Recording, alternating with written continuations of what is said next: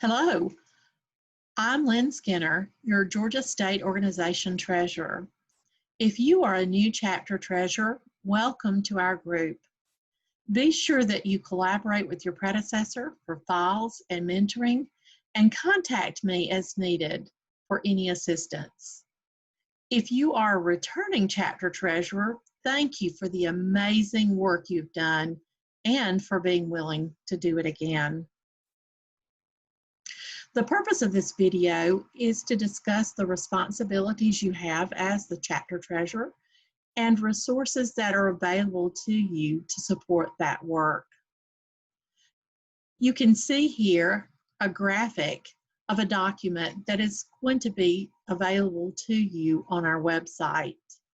It contains a checklist to guide your work and, where possible, links to resources to assist you. First of all, it's important that you become informed. I suggest that you review the calendar of monthly duties. This calendar is available to you on our webpage, and as you look through it, it gives you a month-by-month list of what you need to be working on. I also suggest that you become familiar with the Chapter Treasurer's Resources page on the GSO website. You get to that page by clicking on Resources and then Chapter Treasurers. As you scroll down the page, you'll see that document that is the Chapter Treasurer's calendar, and then there are other files that are available to assist your work as well. Notice that there is a recording of a meeting that will give you information about dues processing, also located on this page. That leads us to the next big part of your responsibilities: collect and report dues. I do suggest that you watch that video training module that we saw on the website. Make sure that you can access the portal, which is referred to as Chapter Connect, through MyDKG on the DKG website. If you do not have access to Chapter Connect, please let me know, and I will have Trish Woodley work on that to give you access to the portal. It's very important that you be able to access it in order to report dues. You also need to accurately turn in the amount of money to the Georgia State Organization that is the part of the member dues and the fees. So a chart is available for you to help you determine how much to send.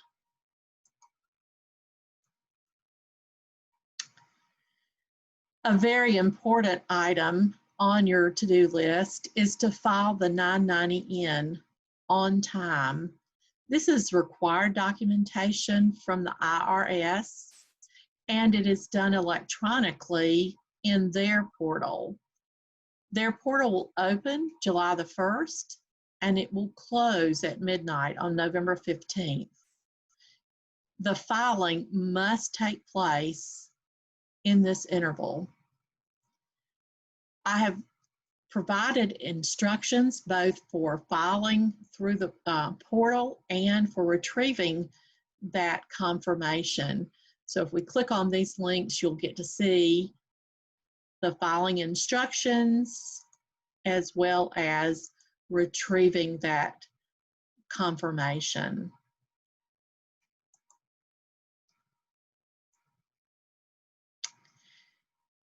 It is part of your job to facilitate budgets, gifts, and audits. You will serve as a consultant in the process of chapter budget development. To assist you with this, a document has been created to guide that process. You will send chapter contributions that are collected to the DKG International and to GSO.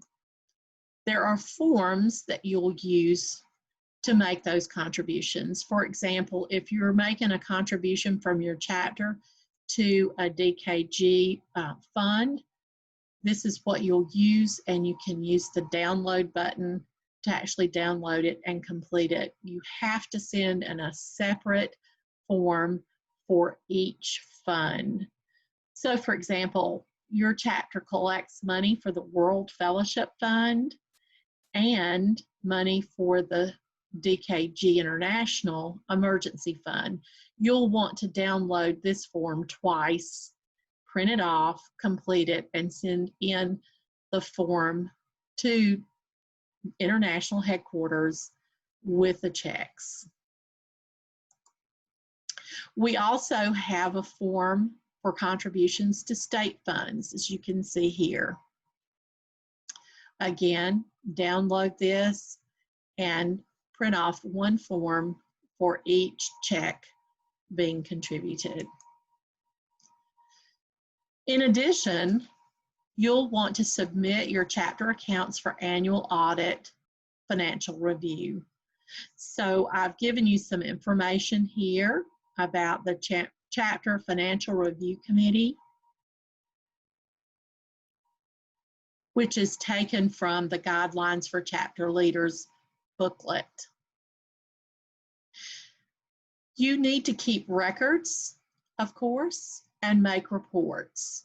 But how long should you keep your records? So what International has done is provided us with a suggested retention schedule.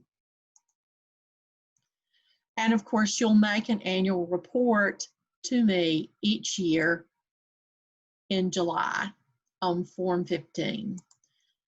Now, notice that this particular one is due July 15th, 2020. If you are a new chapter treasurer, that does not mean that the first thing you're going to have to do is right after you file the 990N, you've got to turn around and send me a report on July 15th. No, this one is for whoever was the treasurer for the 2019-2020 year.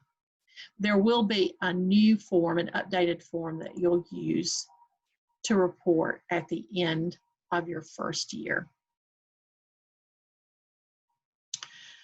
We've talked about a lot, and that form had even more on it that you saw earlier, that checklist. But I want you to do something for me. I want you to close your eyes, breathe in deeply, exhale slowly, and know you can do this. You can. And I will be here to assist you. My contact information is listed on this slide. I will be in touch with you, and this contact information will be sent to you numerous times. Please know that we're always here to help you, and that I particularly am just an email or a phone call away. There will be times when you will need my street address, my home address, but if you need to get in touch with me quickly, give me an email, send me a text, give me a call. I'm here to assist you. Thank you so much for being willing to be a treasurer in this wonderful organization. I look forward to working with you.